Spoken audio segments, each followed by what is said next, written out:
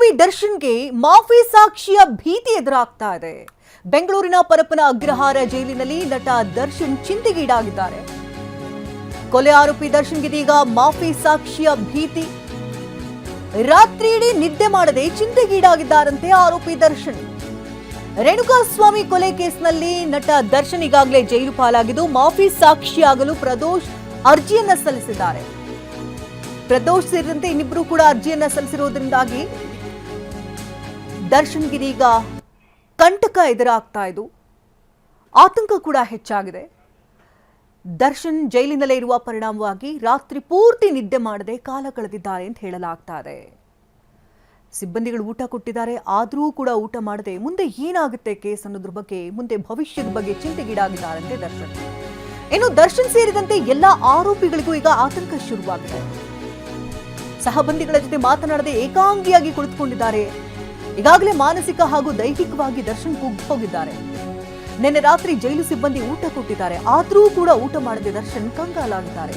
ಸಹಬಂದಿಗಳ ಜೊತೆ ಮಾತನಾಡದೆ ಏಕಾಂಗಿಯಾಗಿ ದರ್ಶನ್ ಕುಳಿತುಕೊಂಡಿದ್ದಾರೆ ಅಂತ ಹೇಳಲಾಗ್ತದೆ. ಈಗಾಗಲೇ ಮಾನಸಿಕವಾಗಿ ದೈಹಿಕವಾಗಿ ದರ್ಶನ್ ಕುಗ್ಗಿ ಹೋಗಿದ್ದು ಮುಂದೆ ಏನಾಗುತ್ತೆ ಏನೋ ಅನ್ನುವಂಥ ಆತಂಕ ಎದುರಾಗಿದೆ. ಈಗಾಗಲೇ ಪ್ರದೋಷ್ ಅರ್ಜಿಯನ್ನು ಸಲ್ಲಿಸಿದ್ದು ಮಾಫಿ ಸಾಕ್ಷಿಗಾಗಿ.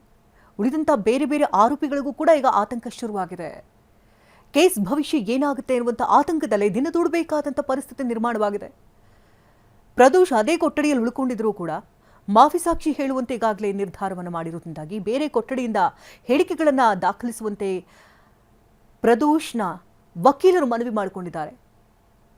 ಹಾಗಾಗಿ ದರ್ಶನ್ ಹಾಗೂ ಸಹಚರರಿಗೆ ಈಗ ಆತಂಕ ಢವಢವ ಶುರುವಾಗಿದೆ.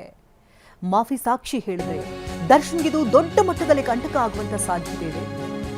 ಮುಂದಿನ ದಿನಮಾನಗಳಲ್ಲಿ ತಮ್ಮ ಭವಿಷ್ಯ ಏನಾಗುತ್ತೆ, ಕೇಸ್ ಏನಾಗಬಹುದು ಅನ್ನುವಂಥ ಆತಂಕದಲ್ಲೇ ದಿನದೊಡಬೇಕಾದಂಥ ಪರಿಸ್ಥಿತಿ. ಬೆಳಗ್ಗೆ ಕೆಲ ಹೊತ್ತು ಬ್ಯಾರಕ್ನಲ್ಲಿಯೇ ವಾಕ್ ಮಾಡಿದ್ದಾರೆ ದರ್ಶನ್. ದೇವರ ಫೋಟೋಗೆ ಕೈ ಮುಗಿದು ಕಾಫಿ ಕುಡಿದು ಕುಳಿತಿದ್ದಾರೆ ದರ್ಶನ್.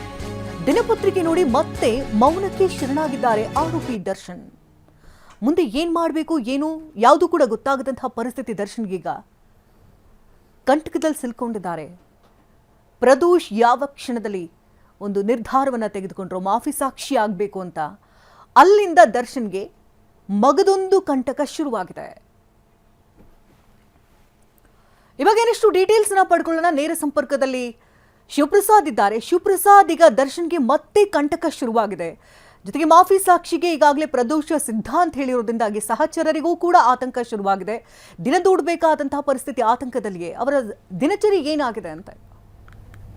ಶಕುಂತಲಾ, ರೇಣುಕಾಸ್ವಾಮಿ ಕೊಲೆ ಪ್ರಕರಣದಲ್ಲಿ ಸದ್ಯದ ಮಟ್ಟಿಗೆ ಬೆಳವಣಿಗೆಗಳನ್ನು ಗಮನಿಸ್ತಾ ಹೋದರೆ ಕೋರ್ಟ್ನಲ್ಲಿ ನಡೆದಿರ್ತಕ್ಕಂಥ ಆ ಟ್ರಯಲ್ ವೇಳೆಯಲ್ಲಿ ಮಾಫಿ ಸಾಕ್ಷಿಗಳು ಒಬ್ಬೊಬ್ಬರಾಗಿ ಅರ್ಜಿಯನ್ನು ಸಲ್ಲಿಕೆ ಮಾಡ್ತಿರ್ತಕ್ಕಂಥದ್ದು. ಪ್ರಥಮವಾಗಿ ಮೊದಲನೇದಾಗಿ ಪ್ರದೋಷ್ ಏನಿದ್ದಾನೆ, ಈ ಥರ ಪರ ವಕೀಲ ದಿವಾಕರ್ ಮೊನ್ನೆಯಷ್ಟೇ ಇದಕ್ಕೆ ಸಂಬಂಧಪಟ್ಟಂತೆ ತನ್ನ ಕಕ್ಷಿದಾರ ಮಾಫಿ ಸಾಕ್ಷಿ ಹೇಳೋದಕ್ಕೆ ಸಿದ್ಧವಾಗಿದ್ದಾನೆ, ಆತ ಸತ್ಯವನ್ನು ಒಪ್ಕೊಳ್ತಾನೆ, ಇಡೀ ಪ್ರಕರಣಕ್ಕೆ ಸಂಬಂಧಪಟ್ಟಂತೆ ಆತನಿಗೆ ಗೊತ್ತಿರ್ತಕ್ಕಂಥ ಎಲ್ಲ ಸತ್ಯವನ್ನು ಹೇಳ್ತಾನೆ ಅಂತೇಳಿ ಅರ್ಜಿಯನ್ನು ಸಲ್ಲಿಸಿ ಕ್ಷಮಾದಾನಕ್ಕೆ ಕೋರಿರ್ತಕ್ಕಂಥ ಹಿನ್ನೆಲೆಯಲ್ಲಿ ಈಗಾಗಲೇ ತದನಂತರದಲ್ಲಿ ಇನ್ನಿಬ್ಬರು ಆರೋಪಿಗಳು ರವಿಶಂಕರ್ ಹಾಗೂ ವಿನಯ್, ಇವರ ಇಬ್ಬರ ಪರ ವಕೀಲರು ಕೂಡ ಈಗಾಗಲೇ ಮಾಫಿ ಸಾಕ್ಷಿಗೆ ಅರ್ಜಿಯನ್ನು ಸಲ್ಲಿಸಿರ್ತಕ್ಕಂಥದ್ದು. ಎಲ್ಲ ಒಂದು ಕಡೆ ದರ್ಶನ್ ಸೇರಿ ಪವಿತ್ರ ಗೌಡ ಸೇರಿದಂತೆ ಉಳಿದೆಲ್ಲ ಆರೋಪಿಗಳೆಲ್ಲರಿಗೂ ಕೂಡ ಆತಂಕಕ್ಕೆ ಕಾರಣ ಆಗಿರ್ತಕ್ಕಂಥದ್ದು. ಈ ಹಿನ್ನೆಲೆಯಲ್ಲಿ ಪರಪ್ಪನಗರ ಜೈಲಿನಲ್ಲಿರ್ತಕ್ಕಂಥ ದರ್ಶನ್ ಗಮನಿಸೋದೇ ಆದರೆ ದರ್ಶನ್ ನಿನ್ನೆ ರಾತ್ರಿ ಕೂಡ ಊಟವನ್ನು ಸೇವಿಸಿಲ್ಲ. ಈ ಹಿನ್ನೆಲೆಯಲ್ಲಿ ರಾತ್ರಿ ಕೂಡ ಉಪವಾಸ ಇದ್ರು. ಬೆಳಗ್ಗೆ ಎದ್ದು ಎಂದಿನಂತೆ ತಮ್ಮ ದಿನಚರಿಯನ್ನು ಆರಂಭ ಮಾಡಬೇಕಾಗಿತ್ತು. ಅಲ್ಲೇ ಒಂದು ಕಾರಿಡಾರ್ನಲ್ಲಿ ವಾಕನ್ನು ಮಾಡ್ತಿದ್ರು.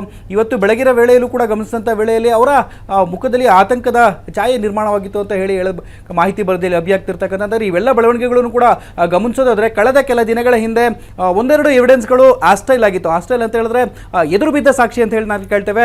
ಪ್ರಾಸಿಕ್ಯೂಷನ್ಗೆ ವಿರುದ್ಧವಾಗಿ ಅಂದರೆ ಈ ಹೇಳಿಕೆಯನ್ನು ನೀಡುವಂತಹ ಸಂದರ್ಭದಲ್ಲಿ ಆರೋಪಿಗಳಿಗೆ ಸಂಬಂಧಪಟ್ಟಂತೆ ಘಟನೆಗೆ ಸಂಬಂಧಪಟ್ಟಂತೆ ಪ್ರಾಸಿಕ್ಯೂಷನ್ಗೆ ಹೆಲ್ಪ್ ಆಗುವಂಥ ನಿಟ್ಟಿನಲ್ಲಿ ಹೇಳಿಕೆಯನ್ನು ನೀಡಿರ್ತಾರೆ.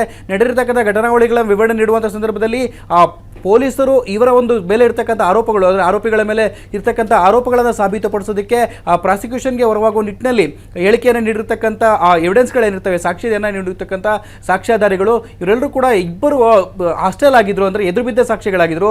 ತದನಂತರದ ಬೆಳವಣಿಗೆಗಳನ್ನು ಗಮನಿಸಿದಾದರೆ ಪ್ರಕರಣದಲ್ಲಿ ಭಾಗಿಯಾಗಿರ್ತಕ್ಕಂಥ ಪ್ರಮುಖ ಆರೋಪಿ ಪ್ರದೋಷ್ ಕೂಡ ಆ ಘಟನೆ ನಡೆದಂಥ ಸಂದರ್ಭದಲ್ಲಿ ರೇಣುಕಾಸ್ವಾಮಿ ಮೇಲೆ ಹಲ್ಲೆ ನಡೆಯುವಂಥ ಸಂದರ್ಭ ಏನಿತ್ತು, ಆ ಸಂದರ್ಭದಲ್ಲಿ ದರ್ಶನ್ ಆತನಿಗೆ ಹೊಡೆದಂಥ ಸಂದರ್ಭದಲ್ಲೂ ಕೂಡ ಬೇಡ ಅನ್ನೋ ಮಾತನ್ನು ಹೇಳಿರ್ತಾನೆ. ಅಷ್ಟೇ ಅಲ್ಲದೆ ಅಲ್ಲದೆ ಪ್ರದೀಶ್ ವಿರುದ್ಧ ಕೂಡ ಗಂಭೀರ ಆರೋಪಗಳಿರ್ತಕ್ಕಂಥದ್ದು. ಪವಿತ್ರನ ಆ ಒಂದು ಘಟನೆಗೆ ಸಂಬಂಧಪಟ್ಟಂತೆ ಏನು ಕೃತ್ಯ ನಡೆದಂಥ ಪಟ್ಟಣಗೆರೆ ಶೆಡ್ಗೂ ಕೂಡ ಕರೆತಂದಿದ್ದು ಆತನೇ. ಆ ಬಳಿಕ ಇಡೀ ಪ್ರಕರಣದಲ್ಲಿ ಸಾಕ್ಷ್ಯ ನಾಶವನ್ನು ಮಾಡಿದಂಥ ಆರೋಪ ಕೂಡ ಪ್ರದೋಷ್ ಮೇಲೆ ಇರ್ತಕ್ಕಂಥದ್ದು. 30 ಲಕ್ಷ ರೂಪಾಯಿ ಹಣವನ್ನು ಕೂಡ ದರ್ಶನ್ನಿಂದ ಪಡೆದುಕೊಂಡು ಇಡೀ ಪ್ರಕರಣಕ್ಕೆ ಸಂಬಂಧಪಟ್ಟಂತೆ ಫ್ಯಾಬ್ರಿಕೇಟ್ ಸೃಷ್ಟಿಯನ್ನ ಮಾಡಿ, ಅಂದರೆ ಸಾಕ್ಷಿಗಳನ್ನು ಸೃಷ್ಟಿ ಮಾಡಿ ಬೇರೆ ಆರೋಪಿಗಳನ್ನು ಕೂಡ ಕರೆತಂದು ಕಾಮಾಕ್ಷಿಪಾಳ್ಯ ಪೊಲೀಸರಿಗೆ ಸರೆಂಡರ್ ಮಾಡಿಸುವಂಥ ಕೆಲಸದಲ್ಲೂ ಕೂಡ ಪ್ರದೋಷ್ ತೊಡಗಿದ ಅಂತೇಳಿ ಆತನ ಮೇಲೆ ಆರೋಪ ಇರತಕ್ಕಂಥದ್ದು. ಈ ಕೇಸ್ನಲ್ಲಿ ಪ್ರದೋಷ್ ಏನಾದರೂ ಕೂಡ ಮಾಫಿ ಸಾಕ್ಷಿಯಾಗಿ ತನ್ನ ಸಾಕ್ಷ್ಯಗಳನ್ನು ನುಡಿಯುವಂಥ ಸಂದರ್ಭದಲ್ಲಿ ಆರೋಪಿಗಳಿಗೆ ವ್ಯತಿರಿಕ್ತವಾಗಿ ಆರೋಪಿಗಳಿಗೆ ಸಂಬಂಧಪಟ್ಟಂತೆ ದರ್ಶನ್ ಸೇರಿದಂತೆ ಇತರ ಆರೋಪಿಗಳ ಪಾತ್ರ ಕೃತ್ಯದಲ್ಲಿ ಏನಿದೆ ಅನ್ನೋದನ್ನ ಹೇಳ್ತಾ ಹೋಯ್ತು ಅಂತ ಹೇಳಿದ್ರೆ, ಆತ ನುಡಿಯುವಂಥ ಸಾಕ್ಷಿ ಎಲ್ಲೋ ಒಂದು ಕಡೆ ಆರೋಪಿಗಳಿಗೆ ಪ್ರಕರಣಕ್ಕೆ ಸಂಬಂಧಪಟ್ಟಂತೆ ಆರೋಪಿಗಳಿಗೆ ನಿಜಕ್ಕೂ ಕೂಡ ಸಾಕ್ಷ್ಯವನ್ನು ಸಾಬೀತುಪಡಿಸೋದಕ್ಕೆ ಪೊಲೀಸರಿಗೆ ಸಾಕಷ್ಟು ಸಹಕಾರಿಯಾಗುತ್ತೆ.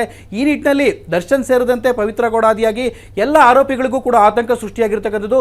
ಮತ್ತಿಬ್ಬರು ಆರೋಪಿಗಳು ಕೂಡ ಈ ಪ್ರಕರಣದಲ್ಲಿ ಮಾಫಿ ಸಾಕ್ಷಿಯಾಗಿ ಯಾರಾದರೂ ಕೂಡ ಕನ್ಸಿಡರ್ ಮಾಡಿದ್ದೇ ಆದರೆ ತದನಂತರದಲ್ಲಿ ಇಡೀ ಪ್ರಕರಣಕ್ಕೆ ಸಂಬಂಧಪಟ್ಟಂತೆ ಪ್ರಾಸಿಕ್ಯೂಷನ್ಗೆ ಸಾಕಷ್ಟು ಸಹಕಾರಿಯಾಗುತ್ತೆ.